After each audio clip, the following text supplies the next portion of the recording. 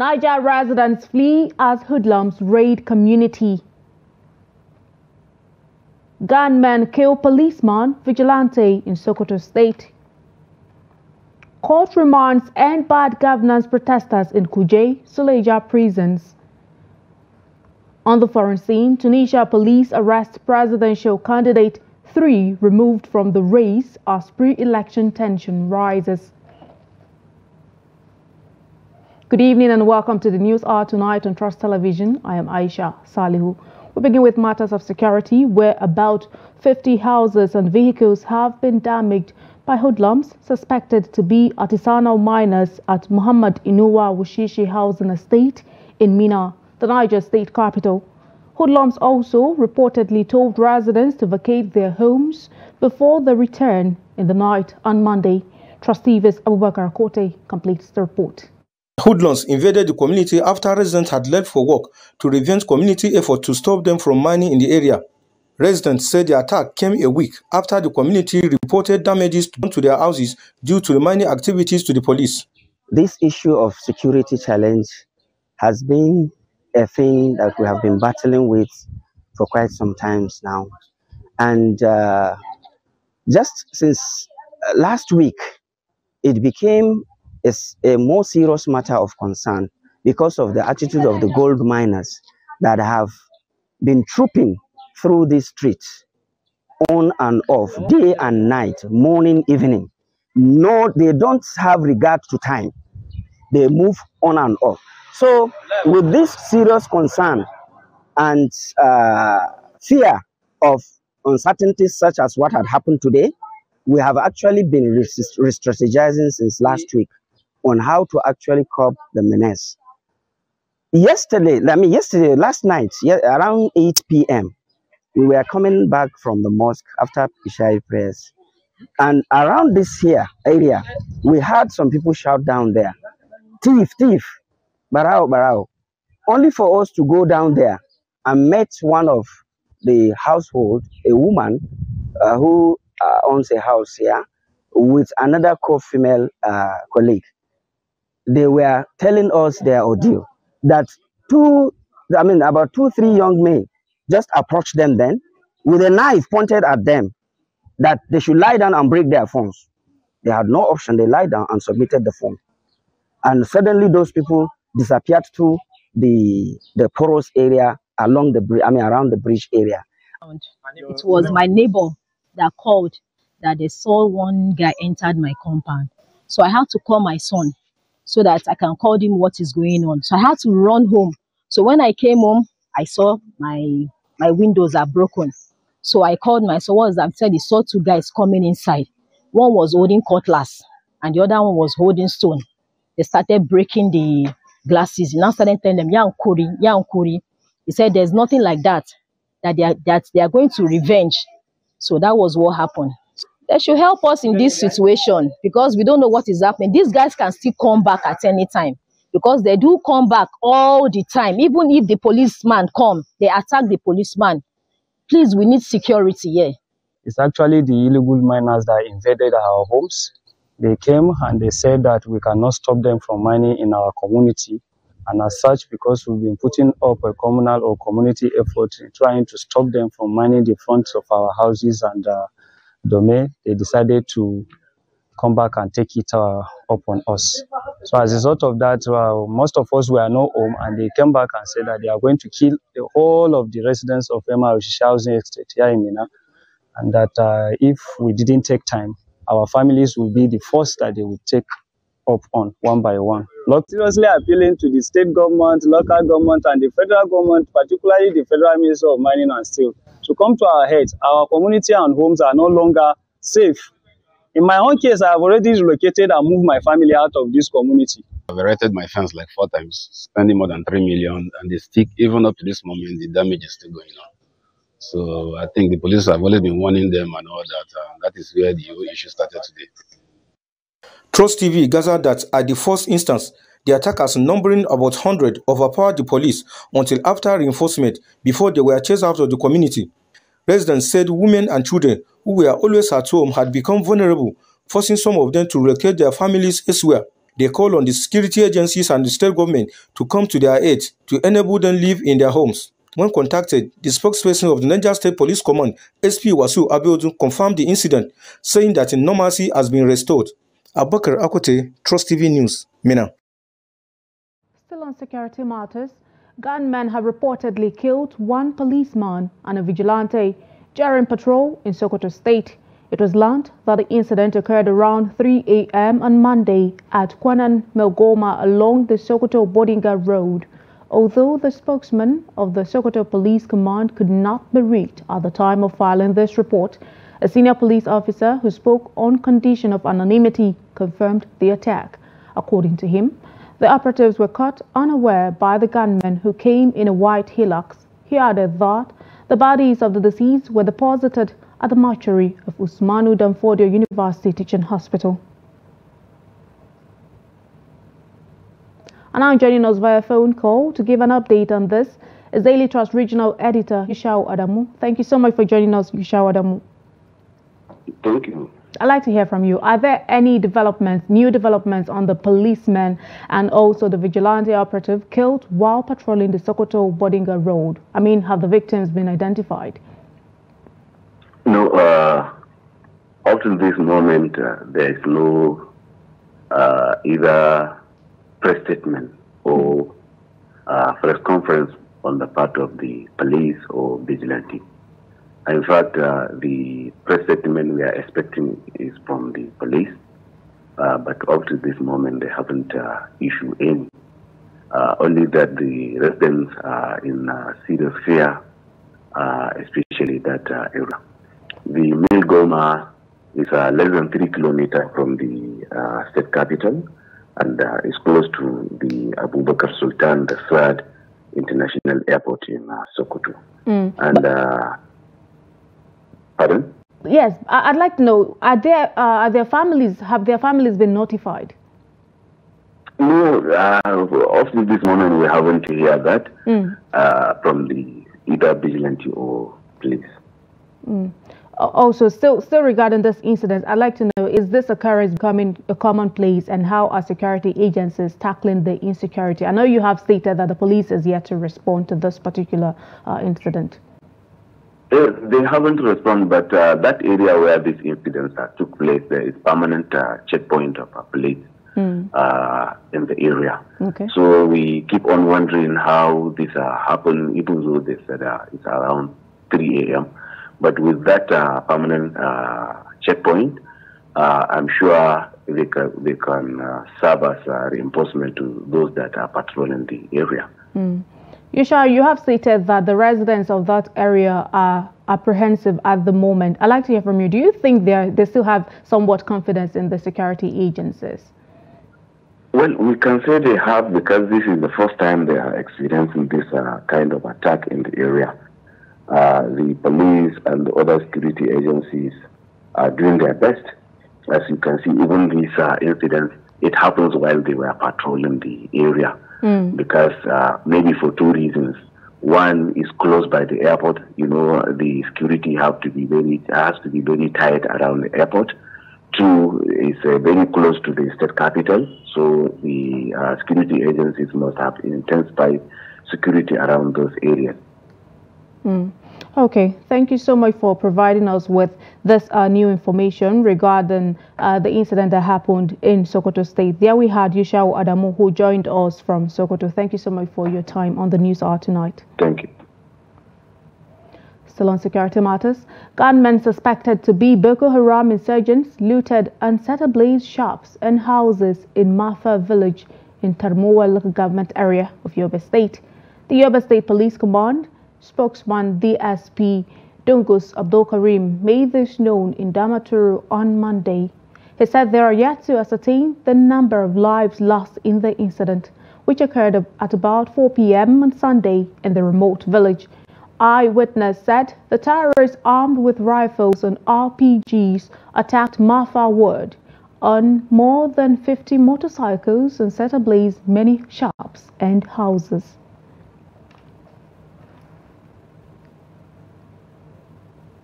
At least 10 maritime travelers have been reportedly abducted by sea pirates along the Bonny-Port Harcourt Waterway, though details are still sketchy. Reports say the incident, which occurred on Monday morning, is believed to involve 10 persons traveling between Bonny and Port Harcourt. The district chairman, Maritime Workers Union of Nigeria River State District, Israel Pepple, who confirmed the incident, was quoted as saying it is not a rumor, it is real when contacted. The police public relations officer who confirmed the incident said the Commissioner of Police, Olatunji Disu, had mandated the Deputy Commissioner of Police in charge of operations, DCP Olubenga Adepoju, and the DPOs in that area to make sure the victims regain their freedom as soon as possible. And now Amnesty International has condemned the planned mass trial of hundreds of protesters arrested during the nationwide hunger and hardship protests. A statement by the country director of Amnesty International Nigeria, Isa Sanusi, released on Monday, labeled the trial as an attempt to punish dissent and stifle critical voices. The protests were held between August 1 to 10, 2024. He described the charges as blatantly trumped up and demanded their immediate withdrawal. The organization called for an immediate end to what it described as endless bizarre attempts to deprive citizens of their right to peaceful protest. The rights group also urged the Nigerian government to release all those detained during the protest, emphasizing that their right to peaceful assembly should be protected rather than criminalized. Meanwhile, Justice Emeka Nwite of the Federal High Court in Abuja has remanded 10 End Bad Governance protesters in prison. The judge on Monday remanded 9 male protesters in the Kuje prison, while a female protester was remanded in Suleja. The court also fixed September 11 for trial and ruling on bail application by the protesters. This followed the arraignment of the protesters. All pleaded not guilty on 6 counts of alleged treason, intent to destabilize Nigeria, conspiracy to commit felony, and inciting to mutiny, which is an offense punishable under Section 97 of the Penal Code. A lawyer, Deji Adeyanju, who appeared for 3 of the defendants, faulted the treason charges against the defendants, insisting that they only participated in lawful and legitimate protests against hardships facing them. We just want to speak to one issue. Yeah, we just want to speak to one issue of the learned senior advocate for the prosecution, where he had already passed sentence and ruling on some of the defendants. And this is wrong. This is media trial, and this is media publicity. And for us, very simple. We are happy that finally protesters have been charged. Unfortunately, instead of charging them for protest, the Tinubu government has charged them for terrorism. What an irony of some sort. When Bello, Tuje and other terrorists and bandits are on TikTok having fun and abducting people in a country, in a country where, we are battling insecurity, where we should be arraigning terrorists and bandits. Not even one terrorist in the last 1 year have been arraigned. The protesters have been arraigned. I don't know what they are afraid of. So we are happy that they have been arraigned, and we will not see any other thing that will be sub judice, and we will leave the rest for the courts. More on security matters. The Nigeria Police Force has declared one Andrew Wine, also known as Andrew Povich or Drew Povey, a British national, wanted for allegedly orchestrating a plot to overthrow the government of President Bola Tinubu. The force spokesperson, ACP Olumuyiwa Adejobi, disclosed this on Monday at the force headquarters in Abuja. The report. According to Adejobi, Wayne is accused of renting a space at Labour House in Abuja under the guise of operating an Iva Valley bookshop and establishing Stars of Nations schools to cover up his subversive activities. The police claimed that Wayne was involved in planning and financing the August protests, which were part of a broader conspiracy to destabilize the country and instigate an unconstitutional regime change. Adejobi further revealed that documentary evidence and confessions have linked Wayne to the violent protest, stating that he provided operational guidance and financial support to those involved. He mobilized and deployed several billions of naira to his Nigerian collaborators, urging them to mobilize the public to violently storm police facilities and military barracks, anticipating a bloodbath that will instigate international condemnation of the Nigerian government. These acts are in clear violation of the Terrorism Prevention Act of 2011 and other relevant laws of this country. Since the commencement of investigations and when has fled the country, he and none of his local coordinators, one lucky in his opinion, have accordingly been declared wanted, and global hunting for them has commenced in connection with this investigation. The development follows the recent arrest of Polish nationals in Okanu by the Department of State Services (DSS) during the protest, who were later released after being detained for weeks. The police have also summoned the president of the Niger Labour Congress, Joe Ajero, regarding Wayne's activities. Similarly, a Briton, Andrew Wine, who has been declared wanted by the Niger police force for allegedly plotting to overthrow a democratically elected government of President Bola Tinubu, has responded to the allegation against him. The Briton, who denied any wrongdoing, said he is not on the run and is more than ready to speak to the Nigerian authorities. He was quoted as saying, "I am not aware that I am a fugitive. I am not aware that I am running away from the law. I have been visiting Nigeria for 25 years. He said he had a bookshop at the NLC offices right at the center of Abuja for 7 years, adding that in all that time, the security forces have paid no interest in him. He said he is more than happy to talk with the police if they want a conversation." And now Governor Abba Kabir Yusuf Okanu has set up a judicial commission of inquiry to unravel the real sponsors of the End Bad Governance protest, which led to the destruction of property in the state. Speaking while inaugurating the 14-man commission at the Government House on Monday, Governor Yusuf said the decision is in fulfillment of a pledge he made to set up the commission following the senseless destruction of properties and killings of innocent lives. The governor reminded those in attendance that the protests started peacefully but were hijacked by enemies of the state, adding that he had earlier, before the protest at a town hall meeting, acknowledged the constitutionality of the peaceful protests and also pledged to receive them at the Government House. The governor noted that members of the commission were men of integrity with the requisite courage to do what is right, not minding whose ox is God. He also said, although their terms of reference have been clearly spelled out, members of the commission have the liberty to also add and invite anybody who will be relevant to their deliberations, assuring that the government will never interfere with the Commission's activities. A federal high court in Abuja has ordered officials of the Nigerian Correctional Service from Kuje to provide the detained executive of Binance Holdings Limited, Tigran Garian, with a wheelchair. Justice Emeka Nwite issued the order on Monday following a complaint from Garian shortly after the court adjourned. The Binance chief, who was walking with crutches, abruptly stopped in front of Justice Nwite and lamented that his health had deteriorated since his remand at Kuje due to inadequate medical care.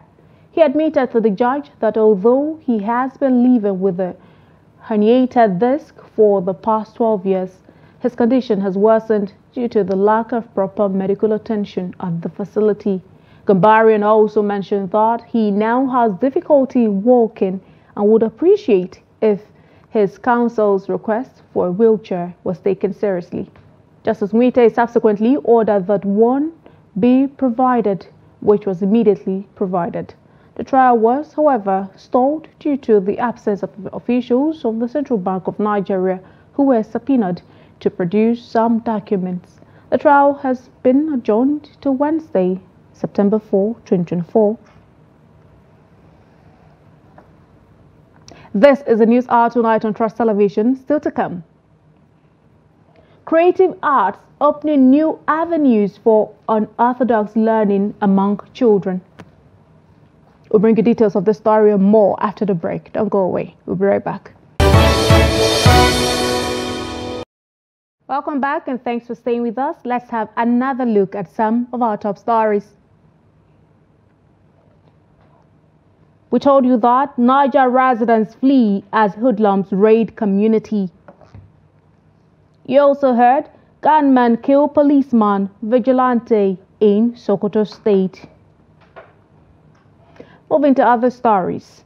The People's Democratic Party says the Minister of the Federal Capital Territory, Nyesom Wike, is expected to face its disciplinary committee over alleged anti-party activities. The Deputy National Publicity Secretary of the party, Ibrahim Abdullahi, disclosed this on Monday. According to Abdullahi, the PDP has written a letter to Wike inviting him to appear before the disciplinary committee set up by the party's National Working Committee. Over the weekend, Wike threatened to cause political crisis in the state. PDP governors who interfere in the affairs of the PDP in Rivers State. The former Rivers State governor made the threat at the PDP secretariat in Port Harcourt on Saturday during the party's state congress.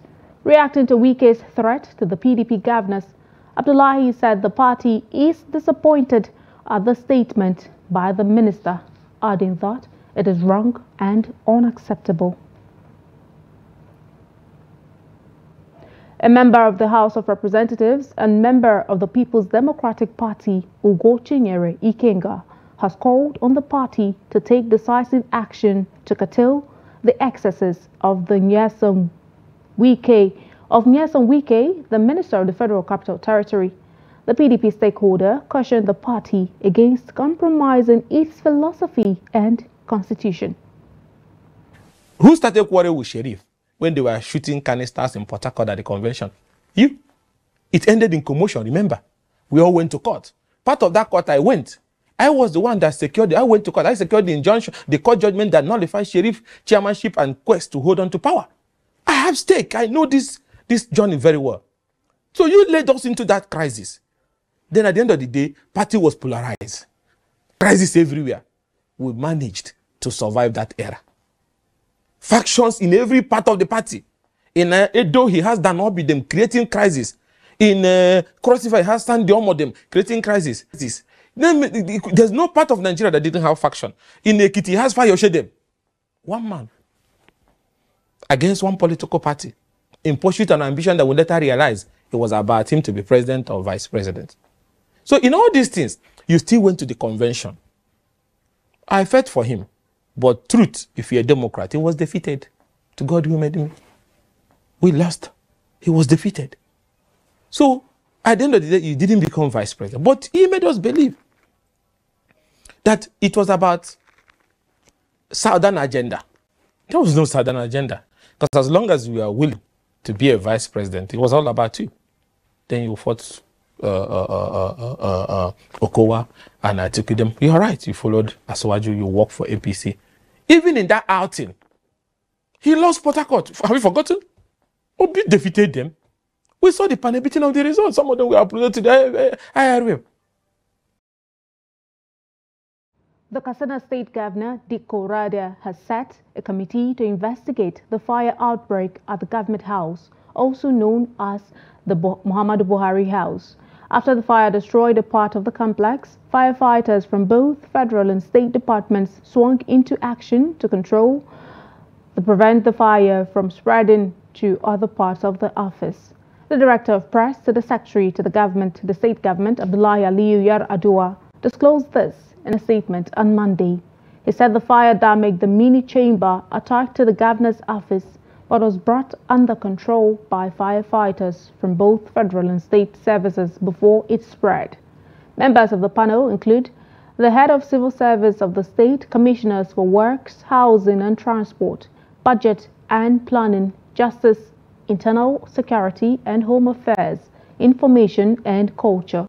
According to the statement, the governor expressed confidence in the committee's ability to thoroughly investigate the incident and provide recommendations to prevent future occurrences. And to health matters, the Nigerian Association of Resident Doctors has directed its members to resume work on Monday following a 7-day nationwide warning strike embarked upon by its members over the abduction of their colleague Ganiat Popola.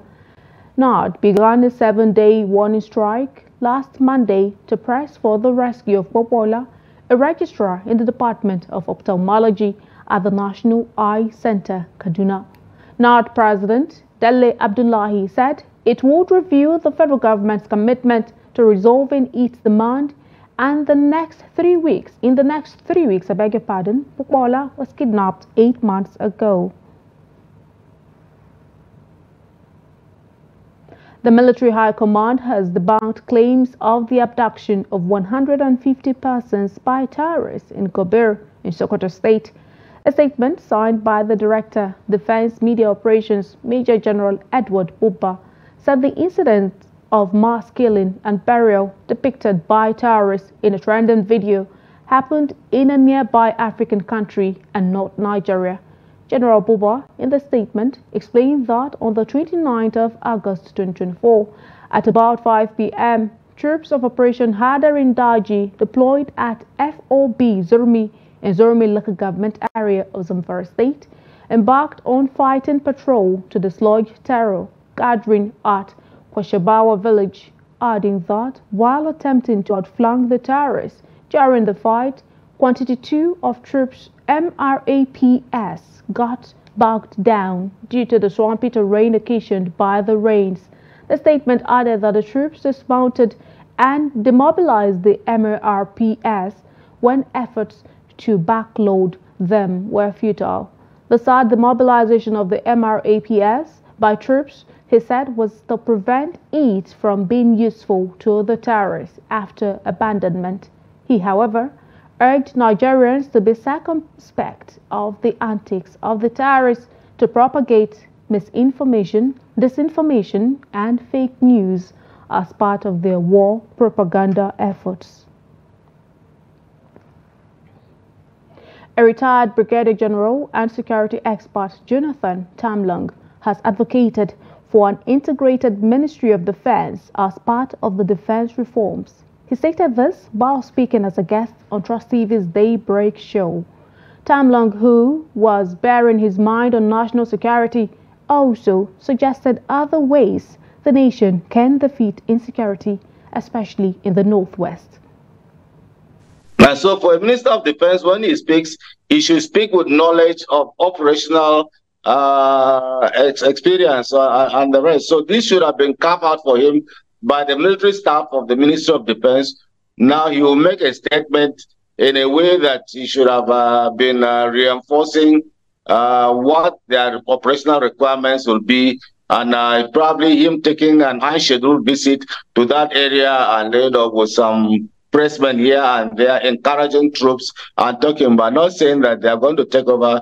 If you micromanage, then what will happen? And supposing Boko Haram ignites, then the CDS himself will be jumping from Sokoto to Maiduguri to Port Harcourt to Jos, and the rest. Is that what it's going to be? No.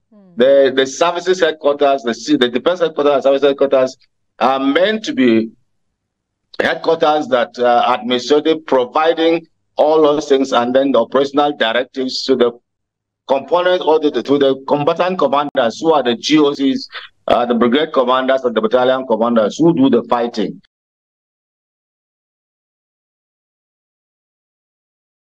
There we had retired General Jonathan Tamlong speaking on the insecurity in the Northwest on our Daybreak show. And now to matters of politics. Ahead of the off-cycle governorship election scheduled to hold on the 21st September 2024 in Edo State, the state PDP Youth Alliance for Good Governance accused the opposition party of harassing some chieftains of the PDP and warned against any attempt to subvert the will of the people in the state. At a press briefing on Monday, the group also alleged that it has uncovered plans by the opposition to use the police to effect the mass arrests of key PDP members and also compromise INEC ahead of the poll, while calling on the president to take swift and decisive action to end what it called undemocratic behavior. The group reminded INEC and the police that the right to freedom of expression, association and assembly is enshrined in the Nigerian constitution and must be upheld at all costs. Recent reports have unveiled a sinister plot aimed at undermining the opposition in Edo State through a series of mass arrests and arbitrary detentions. We have received credible information that the Nigerian police, under pressure from certain quarters, is being weaponized to target and intimidate key opposition figures. Already, individuals like Mr. Amos Tom and Kingsley Osahon have been unjustly detained, while others including Odion Olaye, Chief Francis Inebiki, Chief Olukaga, Festus Osaibovo, and Kelly Inedebo are reportedly on the brink of similar fate. We demand that those already detained be immediately released or charged with recognizable offenses in line with the law of the land. We call on the resilient and courageous people of Edo State to stand firm in the face of these challenges. Your vote is your choice, and you must not allow anyone to silence it. The Joint Committee on Electoral Matters has proposed a slash in the salaries of legislators and executive members by 30% and 40% respectively. This was proposed on Monday during an interactive session with judiciary and political parties led by the Chairman, Senate Committee on Electoral Matters, Sharafuddin Ali, on the National Assembly review and amendment of the Electoral Act 2022. According to them, the salaries of legislators should be reduced by 30%, while that of the executives be reduced by 40% to cut costs. During the session, political parties also proposed that all elections, presidential, National Assembly, governorship and state houses of assembly be conducted in a single day, asserting that the current staggered system of elections is not cost-effective. They also proposed the continuous voter registration link to the national identity number for added security and to save costs during the voters' registration. Among the 35 proposals presented by the IPAC chairman during the 3-day retreat, the registered political parties also maintain that the appointment of the Independent National Electoral Commission chairman should no longer be the responsibility of the executive. Rather, it should be advertised to interested parties. For centuries, trade relations between Nigeria and China has continued to foster unity among citizens of these two nations. Today, many Chinese can speak Hausa language fluently to extend the relationship between the two trade to intercultural. Trust TV correspondent Idris Jibrin met with Kande and Murtala Chinese Hausa-speaking people unfolding this report. Hearing the names Kande and Murtala, one may assume they are some local Hausa-speaking people from a remote village in northern Nigerian state of Kano. They are not even among the 7 illegitimate Hausas. But here are 2 Chinese nationals who speak Hausa as if they are the descendant of the great Bayajidda.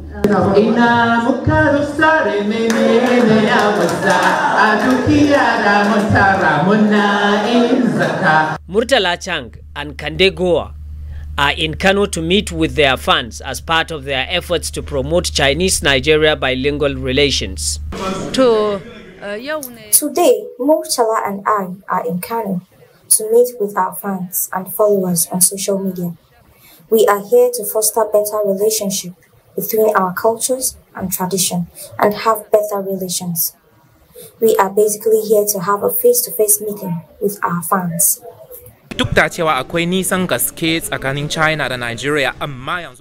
Although there is a huge gap between China and Nigeria, especially in terms of distance, There are, however, close business ties between both countries. There are several investments from China in Nigeria. Prior to my coming to Nigeria, I had never heard of the Hausa language, even though I had information about Nigeria and Africa. For some Nigerians, the relationship between Nigeria and China is of significant importance, considering the long years of economic activities between the two nations.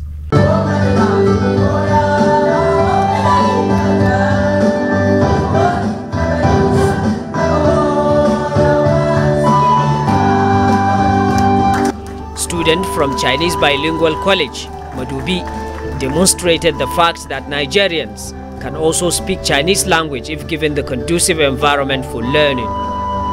The meeting between the two Chinese Hausa-speaking people was attended by celebrities from Kannywood and social media influencers across Kano State. Idris Jibrin, Trust TV News, Kano. Learning through creative and innovative ways is key to laying a good foundation for children to have a sound education. This can be achieved by using modern teaching methods for young children. Ahmed Maruf, a children's cartoonist and enthusiast who utilizes cartoons to teach children, shares his story with Trust TV. The report. He studied fine arts and mass communications and worked as a journalist before becoming a teacher and children's cartoonist. Ahmed Maruf says his passion for children's education motivated him to venture into his current work. So I started this program. It was initially a play date thing. Children just come in to play. But I figured, okay, how can you help? I noticed, especially here in northern Nigeria, how can I help the children learn to read, especially literacy?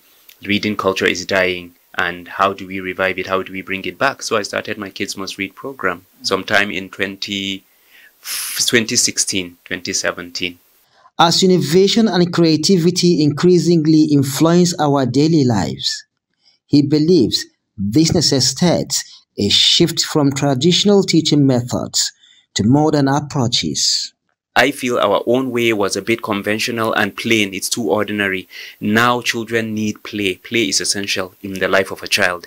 So you have to attach play to whatever you're doing if you want to engage these children and if you want them to actually learn from the activities that you do. So you have to go out of your way to look for ways that you can use this play and connect it to what you want to teach them and have that proactive way of teaching. This is butterfly. When they say butterfly, they look for the picture, and then if they find it, you can put butterfly here. There's butterfly. Same way they check for all the animals until they put every animals. You just explore and read, enjoy themselves. There are different corners, so there's no argument. Everybody's in their own world. You can sit here, anywhere you'd like. Just make sure that you're comfortable. You have to use innovation to compete in today's contemporary world. So I try to apply that creativity and innovation to help the children read, because I deal with 4-year-olds to 10-year-olds on a regular basis. So usually the younger children have a very short attention span.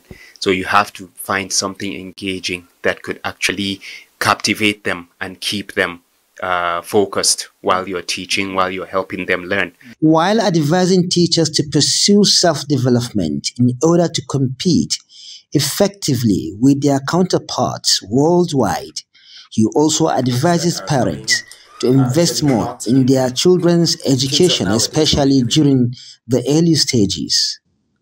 Bella Musa, what is this? Trust TV News Kaduna. No. You're still watching the News Hour tonight on Trust Television. We'll take a breather now. We'll be right back. Thanks for staying. And in business, the rise in inflation rate will force Nigerian households to spend the largest amounts of their earnings on food in the next 6 months. A recent survey by the Central Bank of Nigeria has shown this is as the most recent report by the National Bureau of Statistics puts the inflation rate at 33.40% and food inflation over 40%. According to the CBN report, the poll was conducted from July 22 to 26, 2024, with a response rate of 99.7%, with each sample size drawn from the NPS master sample list of 1,665 households in the 36 states of the Federation and the Federal Capital Territory. In the report titled Household Expectation Survey published on its website, the CBN said many Nigerians intend to cut down on items that are not essential for now. In the next 3 and 6 months, they, however, plan to spend 54.9% of their income on food items in the next 6 months. For more business news, let's now join Yusuf Akogo.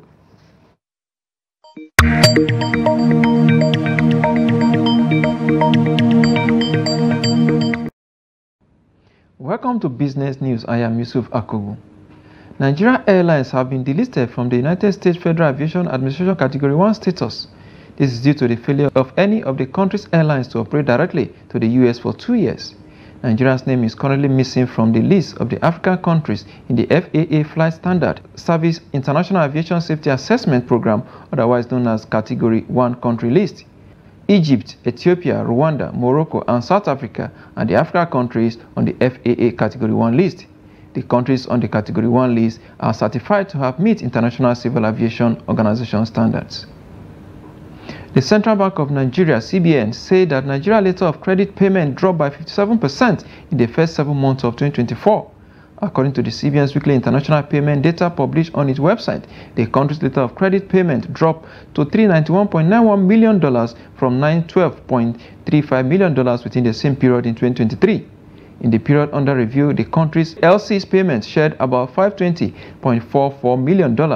An analysis of the CBN data showed that the highest LC payment this year were recorded in February at $102.59 million, followed by July at $79.65 million and $58.33 million in January. In March, LC payments stood at $43.53 million compared to $269 million in the same month in 2023. A letter of credit is a mode of payment used for the importation of visible goods.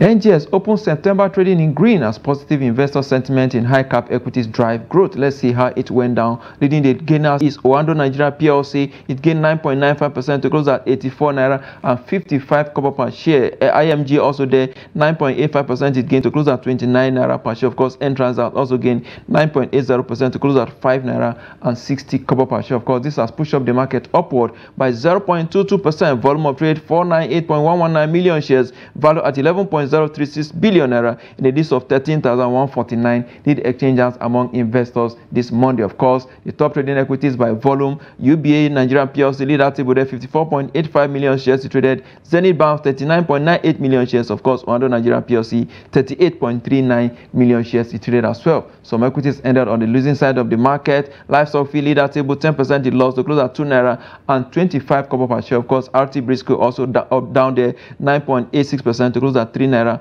and 20 kobo per share. Of course, Cornerstone, an insurance company, also down 9.63% to close at 2 naira and 44 kobo per share there. Let's see the global stock market and exchange rate data for today.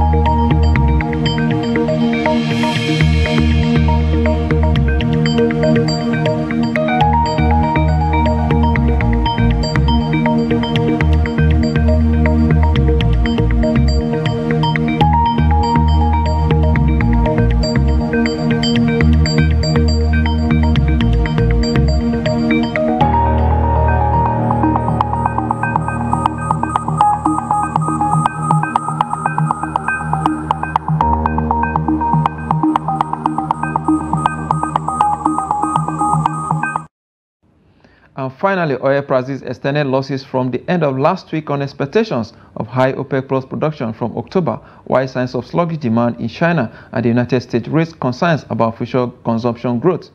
At the London market, Brent crude sells for $76 per barrel. For the per basket, price drops to $78 per barrel. And that's business. I am Yusuf Akogu.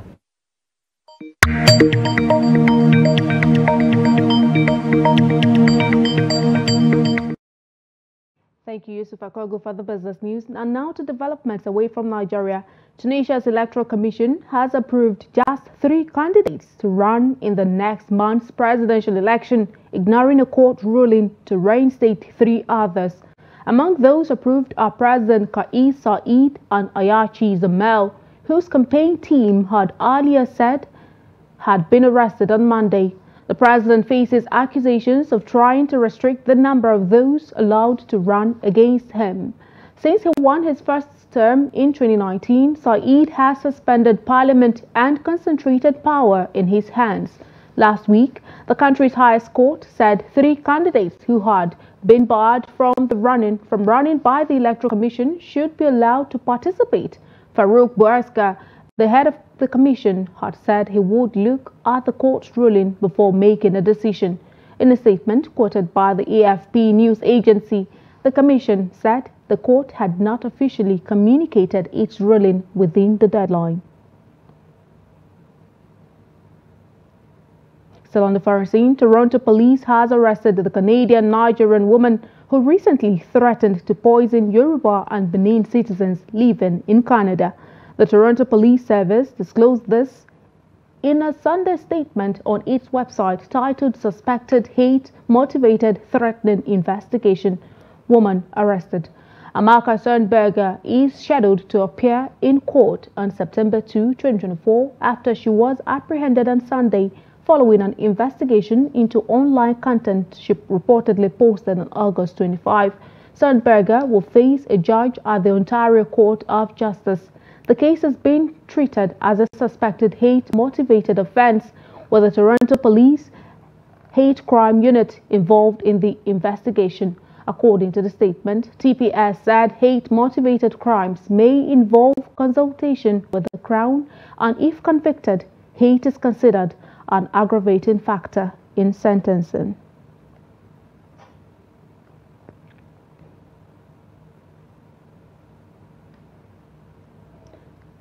Let's now join Adeni Ajishafe for the sports news.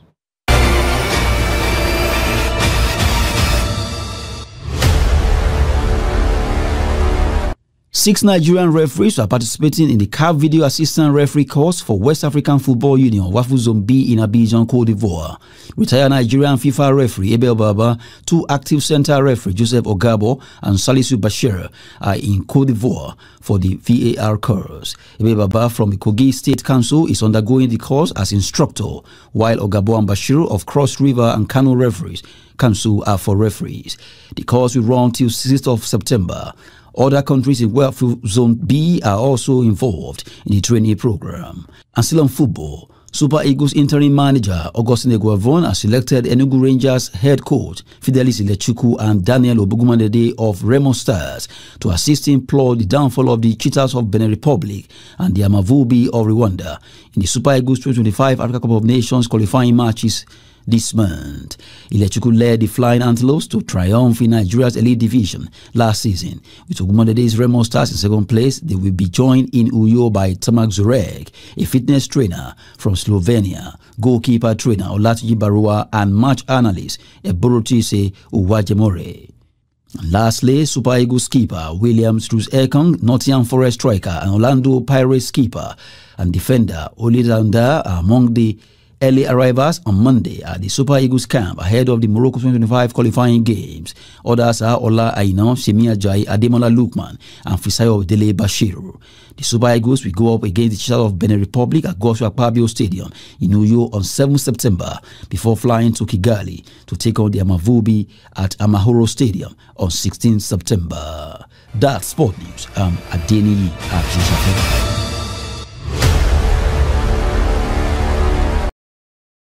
On a sad note, the mother of the late President Umaru Musa Yar'Adua, Hajiya Dada, has passed away. A family source who confirmed this to Daily Trust said she died around 7 p.m. at home. The source added that Hajiya Dada died at the age of 102. The source said funeral prayer will be conducted at the Yar'Adua's family house by 1:30 p.m. on Tuesday.